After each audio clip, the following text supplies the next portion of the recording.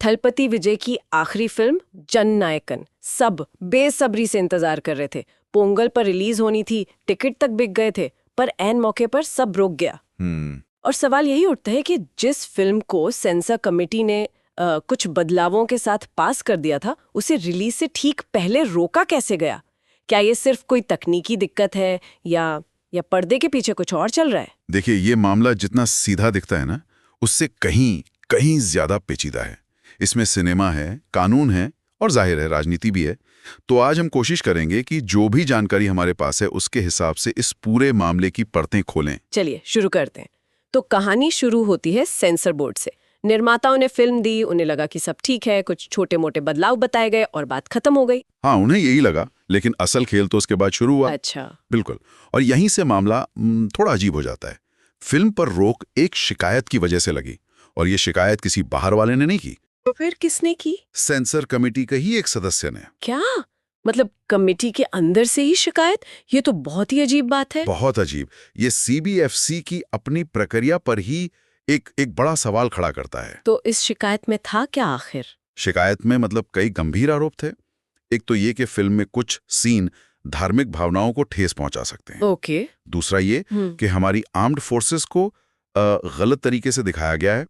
और तीसरा कि विदेशी ताकतें भारत में दंगे भड़काने की कोशिश कर रही हैं, ऐसा फिल्म में दिखाया गया है। बाप रे, ये तो काफी सीरियस इल्जाम है। शायद इसीलिए मद्रास हाई कोर्ट ने अपनी पहली टिप्पणी में कहा था कि ये शिकायत देर से सोची गई और प्रेरित लगती है। बिल्कुल, कोर्ट का इशारा तो उसी तरफ था। लेकिन फिर कोर्ट में भी मामला उलझ गया। कैसे? पहले एक सिंगल जज बेंच ने कहा कि ठीक है, फिल्म रिलीज कर दो। लेकिन कुछ ही घंटों के अंदर एक बड़ी बेंच ने उस फैसले पर रोक लगा दी। एक मिनट, ये सिंगल बेंच, बड़ी बेंच, ये क्या होता है? थोड़ा आसान भाषा में समझाएंगे? जरूर। मतलब एक जज के फैसले को ज्यादा जजों की बेंच के सामने चुनौती दी जा सकती है, और यहाँ वही हुआ। और बड़ी बेंच ने निर्माताओं को फटकार भी लगाई। फटकार किस बात की? उन्होंने कहा कि सर्टिफिकेट हाथ में आया नहीं और आपने रिलीज डेट अनाउंस कर दी। ये एक तरह का झूठा आपातकाल बनाने जैसा है। समझ गई। तो एक तरफ ये कानूनी दांवपेच चल रहा है, लेकिन असली सवाल तो राजनीति का है। आखिर यह विजय की पॉलिटिक्स में आने से ठीक पहले की फिल्म है, क्या इसका कोई कनेक्शन है? देखिए, कनेक्शन है या नहीं ये कहना मुश्किल है, पर राजनीतिक बयानबाजी तो तेज हो ही गई है। हाँ, मैंने भी सुना। तमिलनाडु के मुख्यमंत्री एम.के. स्टालिन ने तो सीबीएफसी को केंद्र सरकार का नया हथियार तक कह दिया है। दूसरी तरफ बीजेपी इन सब आरोपों को गलत बता रही है। और फिल्म इंडस्ट्री, वो क्या कह रहे हैं? इंडस्ट्री से भी काफी मजबूत आवाजें उठी हैं। कमल हासन, पा रंजीत, राम गोपाल वर्मा, सबने सेंसर बोर्ड के इस तरीके पे सवाल उठाए हैं।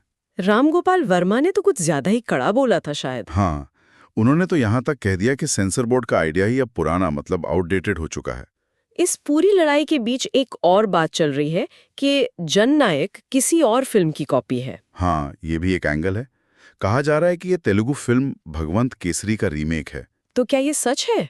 इस पर भगवंत केसरी के डायरेक्टर ने खुद कहा है कि ये नकल नहीं है, बल्कि उनकी फिल्म की आत्मा को लेकर बनाई गई है। कहानी का मेन प्लॉट लिया है, लेकिन विलेन का पूरा ट्रैक बदल दिया है। अच्छा, क्या बदला है? उन्होंने उसमें रोबोट जैसे साइंस फिक्शन एलिमेंट डाल दिए हैं।